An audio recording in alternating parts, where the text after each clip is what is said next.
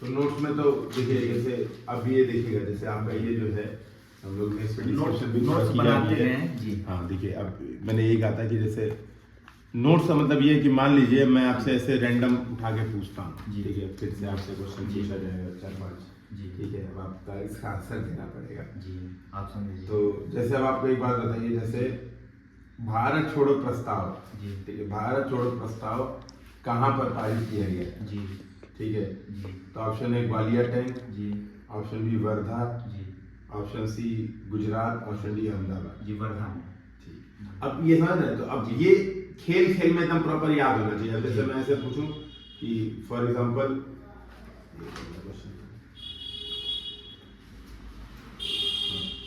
मैं ऐसे क्वेश्चन पूछूं कि Mount Harriet ji, Mount Harriet कहां पर स्थित है जी। तो option A Great Nicobar, option B दक्षिणी Andaman, option C Lakshadweep, option D North America.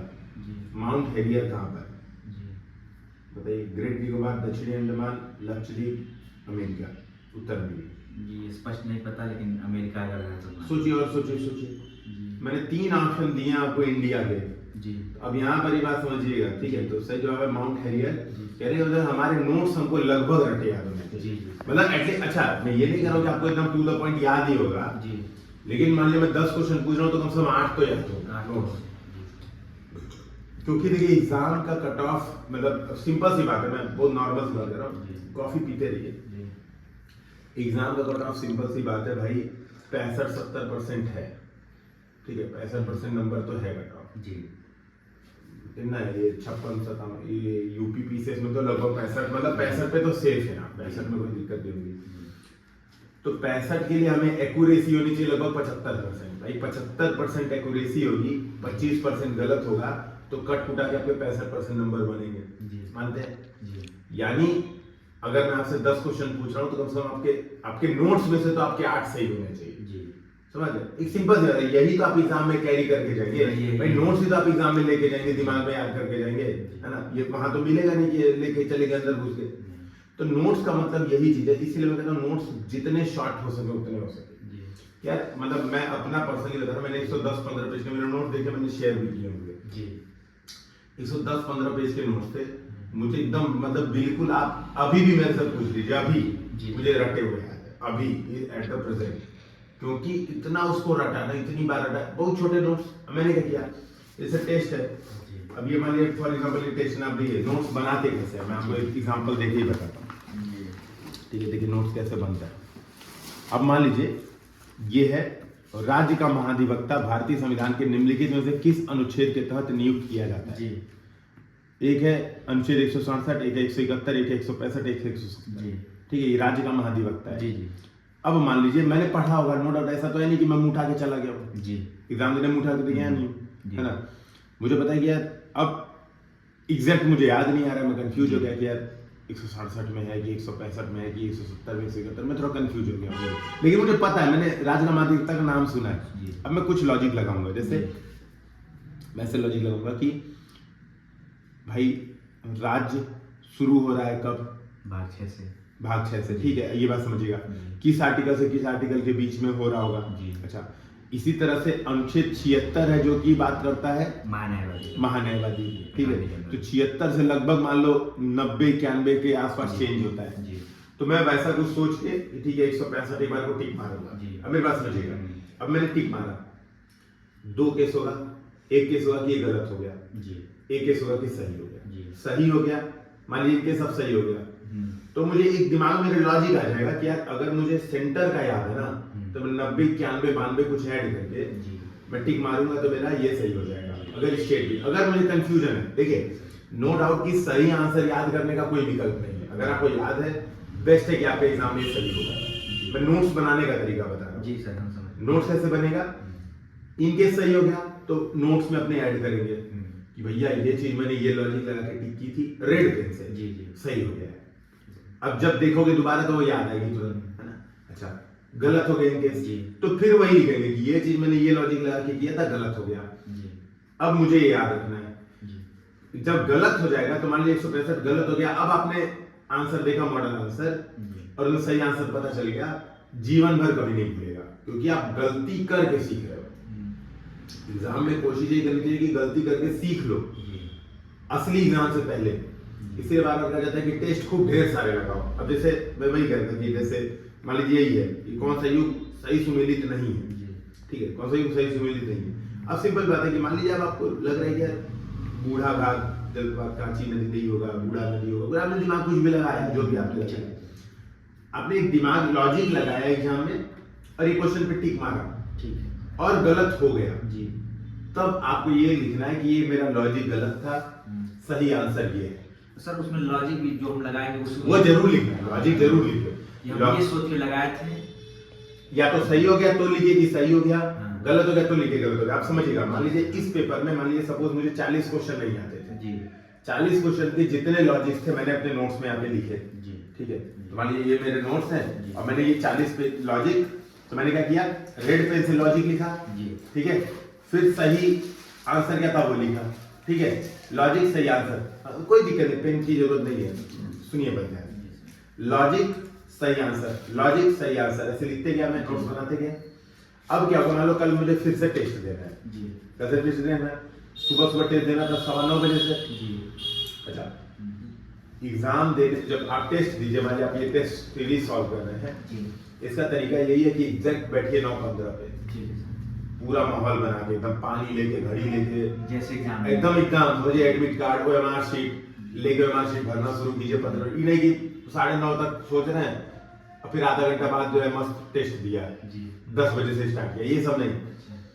अब मैं आपको कुछ रूल यहाँ पे लिख देता हूँ। तो टेस्ट का मतलब ये है 9:15 पे बैठ जाइए, पहली बात, रूल नंबर 1। दूसरा रूल जो है वो ये है कि 9:30 से स्टार्ट करिए एकदम शार्प, 11:30 से पहले हिलिए मत अपनी जगह से, ठीक है सर। तो अगर मतलब बीच में वॉशरूम जाना है तो आप जा सकते हैं, है ना, वॉशरूम ब्रेक एक ले सकते हैं, क्योंकि वो दिमाग थोड़ा रिफ्रेश करता है, सामान्यतः 1 घंटे के बाद जा सकते हैं, लेकिन हिलिए मत, मतलब ये नहीं कि हमने पेपर 1 घंटे में ही खत्म कर लिया, भैया 1 घंटे में खत्म करके कौन सा मेडल मिल जाएगा जी, बिल्कुल नहीं, है ना, हमें साला ओलंपिक खेलना है, हम गए जी जो हमें कुछ मतलब शूटिंग करनी है, 40 मिनट में 60 गो शॉट मारना है, हम 10 मिनट में 60 गो मार दिए, मेडल थोड़ा ना मिलेगा, ससुर जो 60 गो मारेगा सही उसको मेडल मिलेगा। तो सिंपल सी बात है, 1 घंटे में पेपर बिल्कुल मत सॉल्व कीजिए। अब यहाँ पर क्या होगा, मान लीजिए आपका 1.5 घंटे में, मैं मान ले रहा हूँ 1 घंटा 20 मिनट में आपको आते थे 130 क्वेश्चन, जो भी लगभग आपको लगता था थोड़ा डाउट, थोड़ा वो, इतने आपने अटेम्प्ट कर दिए, लेकिन 20 आपके रह गए, इनके साथ माथा पच्ची कीजिए, लड़ाई कीजिए इन क्वेश्चन के साथ, इनको छोड़िए मत, अभी एटलीस्ट टेस्ट सीरीज में इन प्रश्नों को छोड़ना नहीं है, ठीक है। टेस्ट सीरीज में क्या करना है, इन 20 प्रश्नों को सोचिए, कुछ लॉजिक लगाइए, जैसा ये बता रहा हूँ, कुछ लॉजिक लगा के सोचना है, ठीक, और टिक मारिए, और सबसे पहले इन्हीं 20 प्रश्नों के नोट्स बनाइए कि जो नहीं आता था, जिसमें लॉजिक मारे क्या हुआ जी। इस 20 में से ना भाई 7 भी सही हो गए, 13 गलत हो गए, तो भी आपके नेट 3 बन जाएंगे, नेट सही, आपके नंबर बढ़ेंगे ही, घटेंगे नहीं भाई। आधा घंटा हम बर्बाद करते, पहले हट जाते, और आपको ये पते चलेंगे, नए तरीके पता चलेंगे क्वेश्चन सही करने के, इन्हीं लॉजिक से आप नए क्वेश्चन सही कर सकते हो, अदर क्वेश्चन सही कर सकते हो केवल इन्हीं लॉजिक से। तो सर ओएमआर साथ भरेंगे कि? अब ये बढ़िया डाउट है, बेटर है ना ओएमआर, जैसे आपने पहला क्वेश्चन सॉल्व किया जी, अब आपको जैसे आप देखिए, आपने बताया कि 3 बार में आप पेपर सॉल्व करते हैं, 3 बार में, पहले बार में वही क्वेश्चन टिक मारते हैं जो 100% श्योर होते हैं, तो 100% श्योर है तो दोबारा क्यों ओएमआर? अच्छा मान लिया ओएमआर भरने आएंगे, अब मान लिया एक बात समझिएगा, मैंने पहली बार इसमें टिक मारा, सपोज मैंने यहाँ पे, मैं इंग्लिश वाला यूज कर ले रहा हूँ, मैंने यहाँ पे टिक मारा जी, है ना, अब मान लिया 1 घंटे, आप कह रहे हैं 1 घंटे बाद मैं ओएमआर भरता हूँ, मैं वापिस आऊंगा, एटलीस्ट मुझे देखना पड़ेगा ना कि ये, हाँ सर समय लगेगा थोड़ा सा, देखना पड़ेगा, मैं श्योर हूं तो मैं क्यों फिर, अच्छा एग्जाम में आपके पास 2 ही घंटा समय है जी, अब इतना समय ही नहीं कि आप एक क्वेश्चन आके दोबारा पढ़ेंगे, ये तो बहुत कम समय, इस बात को भाई एक सेकंड भी, मैं कह रहा हूँ यहाँ पे वाली 2 सेकंड भी लग रहा हो, 3 सेकंड भी लग रहा हो, एकदम माइक्रो, तो भी जब मैं 60-70 क्वेश्चन की बात करता हूँ तो वो 210 सेकंड हो जाता है, 210 सेकंड का मतलब 4 मिनट, जहां पे आपके पास 120 मिनट है, उसका 4 मिनट का मतलब समझ रहे, लगभग 3% टाइम तो आप बर्बाद कर रहे हैं बिना मतलब के, जिसका कोई यूज नहीं। हम भाई, हमने क्वेश्चन पढ़ा, इसका आंसर हमें पता है, श्योर है, तुरंत भर दिया, इससे क्या चीज होता है, बहुत बढ़िया चीज होता है। देखिए पहली बात, अगर आप नहीं भर रहे हैं और आपने डिसाइड किया कि मैं 1 घंटे बाद भरूंगा जी, तो ये समय तो 4-5 मिनट जा ही रहा है आपका। जी, दूसरा क्या होगा, आपको ये भी नहीं पता चलेगा कि 1 घंटे में आपने कितने क्वेश्चन अटेम्प्ट किए।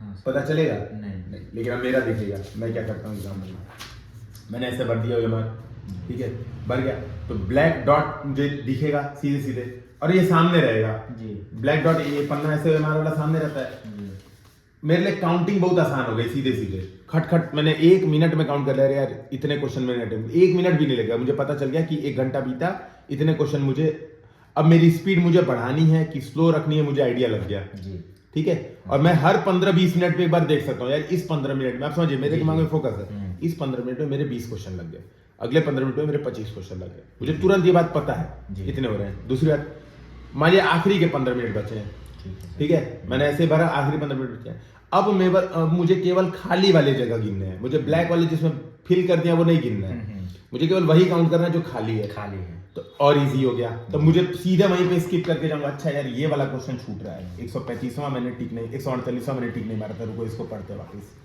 तो बेहतर हमेशा यही होता है कि आप OMR तुरंत भरते रहिए। मान लीजिए 1 घंटे बाद आपका सिर दर्द हो गया, कोई दिक्कत हो सकती है भाई, तुरंत भरते रहो। कई बार क्या होता है, आप लास्ट के लिए रोकते हो, 1 घंटे 45 मिनट को सोचते हो भरेंगे और पता चला टाइम बीत गया, आपको पता नहीं चला, पेपर छीन ले गए। तो बेहतर है कि OMR तुरंत के तुरंत भरिए, इससे आपको बहुत सारी कैलकुलेशंस ईजी हो जाएंगी। ठीक है, रियलिटी है कि एग्जाम में दोबारा सोचने का समय नहीं मिलता है, और कई बार ये भी होता है, पता है क्या, इसी में बता रहा हूँ, मान लिया आपने यहाँ पे टिक कर दिया cardinal hills on the beach border, और मान लिया आपने केरला तमिलनाडु टिक मारा, ठीक है, श्योर थे आप ऐसे टिक मारा, तब तक आप दोबारा आए देखने इसको, तो लगा नहीं यार ये तो कर्नाटका केरला होगा, और कंफ्यूज हो गए, अब फिर टिक मार के कर्नाटका केरला गलत हो गया, आता हुआ, ये भी गड़बड़ ये सर होता है सर, जो पहली बार करते हैं, जब जनरली ऐसा होता है जी। तो ज्यादा सोच रहे हैं भाई, आपके पास सीधी बात है, 2 घंटा बिल्कुल यूटिलाइज करना है फोकस, 2 घंटा बिल्कुल फोकस यूटिलाइज इस तरह से करिए। तो सर इस पेपर को एक ही बार में करिए, 2 बार में? नहीं, पेपर 3 बार में भी करिए, आप 3 बार में कर रहे हैं ना पेपर, उसको 4 बार में करिए, वो आपकी इच्छा में, वो तो व्यक्ति निर्भर करता है भाई। एक बार में ये बहुत बढ़िया तरीका भी है कि एक बार में, पहली बार में केवल उन्हीं क्वेश्चन का OMR भरिए जिसमें 100% श्योर है जी। ये बहुत बड़ी, इस तरीके को मैं नहीं गलत बोल रहा हूँ, मैं कह रहा हूँ आप क्या करते हैं, आप कह रहे हैं 1 घंटे बाद आप OMR फिल करें, मैं इसको गड़बड़ बोल रहा हूँ, क्योंकि ये क्या होगा, आपका अलग समय भी वेस्ट हो रहा है, आप OMR फिल भी कर रहे हैं ना, तो वो अलग से एक्स्ट्रा समय दे रहा है, फिर से पढ़ना पड़ता है, फिर से देखना पड़ता है, फिर से देखेंगे, क्या मतलब है भाई, जो श्योर है तो श्योर है, बात खत्म, फिर क्यों दोबारा देंगे। तो ये OMR भरने वाला हो गया, आपका टेस्ट नोट्स का हो गया, और कोई डाउट? और सर 2 ऑप्शन वाले, जैसे मान लीजिए ये 70 नंबर क्वेश्चन है, तो 2 ऑप्शन, इसमें 2 ऑप्शन लग रहे हैं, तो इसको पहले ऐसे घेर देते हैं, ताकि हम जब फिर से पढ़े ध्यान से भी जाए, और अगली बार बल्कि जानते कैसे किया जाएगा, मान लीजिए 2 ऑप्शन में आपको डाउट है, 171 और 165 में डाउट है, तो इसको 2 ऐसे बक्से में घेर दीजिए, ठीक है, सीधे ये डाउट मत लिखिए डाउट, लेकिन मतलब ऐसे बक्से में घेर दीजिए, बक्से में घेर देंगे तो आपको पता रहेगा यही दोनों ऑप्शन मुझे पढ़ना है जी। हाँ सर, है ना, जैसे आप मैथ द कॉलम वाले में ऐसे गोल बना लीजिए जी, पता हो जाएगा कि केवल यही दोनों पढ़ना है भाई, सारा नहीं पढ़ना है। अच्छा, इवन इसमें मान लीजिए आप कह रहे थे ना कि 2 मैच कर रहा है बी जी, तो इस पे गोला बना लीजिए कि अच्छा यार ये दोनों पे कंफ्यूजन है जी, तो केवल ये मतलब आप श्योर है कि यार ए का तो 1 होगा, मतलब यार जो भी है, मतलब आपको कुछ कोई चीज जो श्योरिटी है तो उसको छोड़ के, हालांकि ए का 1 पता चल गया तो इसका आंसर ही आ गया, तो है ना जी। लेकिन मान लीजिए बी का मान लीजिए 2 है, हाँ, बी का सपोज आपको पता चल गया कि बी का 2 है जी, अब आपको ए में डाउट है, तो ए वाले पे गोला मार लीजिए कि ए में डाउट है, बस यही मैच कराना जी, ठीक। अब फिर 3 सही होगा, है ना, एक सही होगा, 3 सही होगा। अब क्या करना, अब फिर यही सोचना है कि भाई अगर मैं रहता जी, तो मैं इसमें से जगजीवन राम को कौन सा डिपार्टमेंट देता, या अगर मुझे श्रम डिपार्टमेंट देना है तो मैं जगजीवन राम को दूंगा कि सी राजगोपालाचारी को दूंगा, ठीक है, लॉजिक समझ रहे हैं जी सर। तो अपना दिमाग, अपने आप को सरकार की जगह रखिए, सोचिए, आंख बंद करके तुक्का मत मारिएगा, अपने जो मुंह में आ गया चलो आज बजरंगबली के नाम लेके बी की मार दिया जी, है ना, फिर ये काम नहीं करना है, ठीक, आपको प्रॉपर लॉजिक लगाने हैं, लॉजिक के साथ चलना जी, लॉजिक हमेशा काम है। और सर जैसे अब 34 दिन बचा है, तो अब हमें मतलब इस समय क्या करना चाहिए? 34 दिन का एक स्ट्रेटजी प्रॉपर 1 घंटे का बनाया, मैं बेहतर है वो देख लीजिए, 1 घंटे का वीडियो बनाया है। हाँ, जानते क्यों कहूंगा, इस वजह से कहूंगा कि क्या है कि देखिए वो देख लेंगे तो आपके लिए थोड़ी चीजें इजी हो जाएंगी, फिर जो डाउट है मेरे से पूछ लीजिए, सर ये चीज नहीं समझ में वहां पे देखने में, क्योंकि मैं फिर वही 1.5 घंटा लगाऊंगा वही समझाने में, हाँ सर, नहीं सर। और सर जैसे हिस्ट्री हम जब पढ़ते हैं तो जो युद्ध होता है वो टाइम लाइन होता है, जो हाँ इस समय से पानीपत का हुआ 1526 में, तो ऐसे ऐसे होता है। तो सर सन में जब कभी मैच करने के लिए देता है कि कौन सा पहले घटना हुई कौन सा बाद में, सर इसके लिए हम नहीं मिला पाते हैं। बहुत ज्यादा याद मत करिए जी। मैंने कहा था कि इसीलिए स्टार्टिंग में था शॉर्ट नोट्स बनाइए जी। इतने ही फैक्ट लिखिए जितने आपको याद हो पाएंगे। जी। बहुत ओवर फैक्ट लिख देंगे, भाई आपने लिख ही दिया होगा सर लिख दिए, बहुत लिखे हैं सर, याद नहीं होगा ना फिर कुछ भूल गए हैं सर। एग्जाम देखिए सामान्यतः कैसा होता है, मान लीजिए मैं यही बताता हूँ एग्जाम में और देखिए एक होता है कि मैं आपका वाइवा ले रहा हूँ जी, ठीक है, जैसे मैंने अभी आपसे क्वेश्चन पूछा ठीक, एक मैं आपसे सीधे बोलूँ कि तुम एक बात बताओ, चलो मैं आपसे एक अब समझिएगा, एक मैं आपसे बोलूँ कि बजट 2023-24 के अनुसार आर्थिक वृद्धि का कितना अनुमान लगाया गया है, मैं इस आंसर बताइए। तो अब ये तो फाइनल हो गया था, 8.2 फाइनल है। आपको एग्जैक्टली याद है, अब समझिए यहाँ पे आपको एग्जैक्टली याद है जी, समझिएगा, लेकिन एग्जाम में एग्जैक्टली नहीं जी। है, आप समझिए 8.2 आपने बताया जी। बिना देखे, अब समझिएगा देखिए 8.2 तो गलत है क्योंकि ऑप्शन में नहीं, अब समझिएगा यही अंतर है एग्जाम और जो हम रखते हैं जी, यही मामला समझ लेंगे ना तो खत्म हो जाएगा गेम। 8.2 ऑप्शन में नहीं है, जी। Exam is about recalling, exam is not about रटना, जी, है ना कि हमें लिख देना, नहीं जी। ये मेंस में हमें लिखना होता है और मेंस में भी अपने हिसाब से लिखना होता है जी सर। ठीक है। एग्जाम का मतलब ये होता है भाई सीधी बात है, हमारे पास 4 ऑप्शन दिए, हमें सोचना है नजदीकी, मान लो आपको 8.2 याद आ रहा है तो नजदीकी 8.6 टिक मारेंगे, जी, इतना फैक्ट मत रटिए कि कंफ्यूज रहिए, जैसे क्यों अब आर्थिक वृद्धि का ही ना विश्व बैंक कुछ और अनुमान लगाएगी, जी। बजट कुछ और अनुमान लगाएगा, IMF आईएमएफ कुछ और, कितना रखेंगे, रख लीजिए जितना रख सकते हैं, बेटर है कि हम न रट के कुछ कॉन्सेप्ट रखें और लॉजिक्स के साथ जाए, कुछ कॉन्सेप्ट रखें मिनिमम। तो हमने वर्ल्ड बैंक का याद कर लिया, जी, मान लीजिए वर्ल्ड बैंक ने बताया सपोज 8.2, आप कह रहे हो मैं मान ले रहा हूं वर्ल्ड बैंक ने 8.2 बताया, अब भाई आईएमएफ ऐसा नहीं बता देगा कि 10.9 बता देगा, इसी के इर्द गिर्द रहेगा। इसी अब समझ रहे हैं ये लॉजिक है। अब एक सर, याद करेंगे फैक्ट, अब युद्ध है 2 युद्ध याद कर लिया, कुछ ट्रेंड बना लिया कि जैसे नहीं कुछ शॉर्टकट होता है कि रुकना, मतलब नहीं होता है कि वो निमोनिक से 1-2 बना लिया, एक ही 2 याद किया, बाकी फिर प्रभु के ऊपर, जी सर। तो प्रभु किस दिन काम किया फिर। अब सर इसमें अगर हम लगाएं, जैसे कहें कि अब देखिए 10% तो बहुत कम चांसेस है 10% वृद्धि होने की, नहीं होते हैं, 9 भी बहुत ज्यादा हाइपर लग रहा है सर, तो ये बिल्कुल दोनों सही में से बात है एक ना। हो सकता है ये। बिल्कुल सही, एकदम सही, तो सर एकदम ऐसे लॉजिक लगा रहा है। लॉजिक लगाना है बिल्कुल, समझ रहे हैं? आंख बंद करके नहीं काम करना है, जी। ठीक है बिल्कुल बिल्कुल। सर एग्जाम टाइम में अपने आप को संतुलित कैसे करें, जैसे बहुत घबराहट होती है।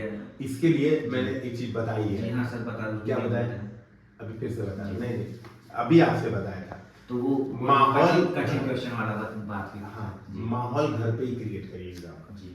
जब क्या होता है देखिए, मैंने यही अभी एग्जांपल भी आपको दिया था, वापस फिर से दे रहा हूँ, ओलंपिक में यही एग्जांपल दिया था, फिर से दे रहा हूं, ठीक है। हाँ ओलंपिक में जिसको गोल्ड मेडल मिलता है और जो चौथे नंबर पे रहता है जिसको कोई मेडल नहीं मिलता है, इनकी तैयारी में कोई अंतर होता है?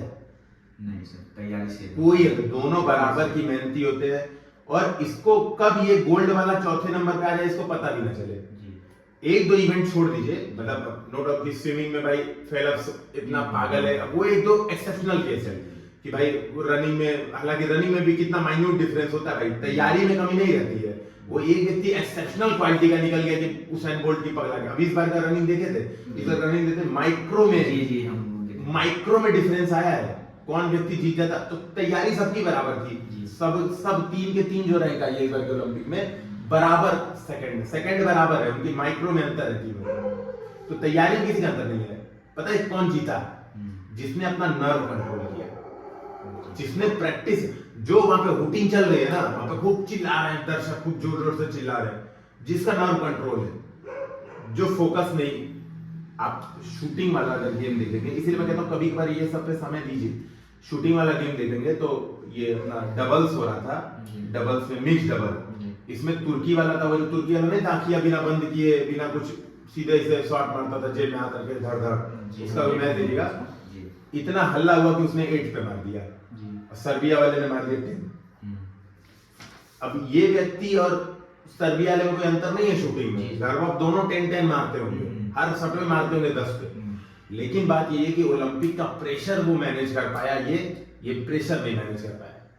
आपको ये बात, इसके लिए तैयारी कर रहे हैं तो एकदम या तो 2 काम करिए, या असली ओलंपिक कोई सोचेगा यूपी पीसीएस का एग्जाम ही तो है, चलो घर पे ही दे रहे हैं वैसा, या घर पे वो माहौल बना दिया, अरे बाप रे बाप आज प्रीलिम्स का पेपर है 9:15 बजे से, 9:15 बजे मेरी हालत खराब हो जानी चाहिए, एकदम पसीने चूने चाहिए, ठंडी में भी एकदम पसीना गिर रहा है, तो माहौल घर पे एकदम, या तो प्रेशराइज क्रिएट कर लीजिए, या तो एग्जाम सेंटर को एकदम है चलो घर पे टेस्ट देने जा रहा है, तो दो में से एक काम करेंगे, कंट्रोल। लास्ट बात इसमें ये, इधर उधर की बकैती मत करिएगा एग्जाम में, बताइए हम प्रेशराइज क्यों हो जाते गए, अगल बगल इस बात वो बताया अरे यार मैं तो आज हाई वाली मैगजीन पढ़ के आया हूँ, पिछली बार इस मैगजीन से 60 क्वेश्चन आए थे, है ना।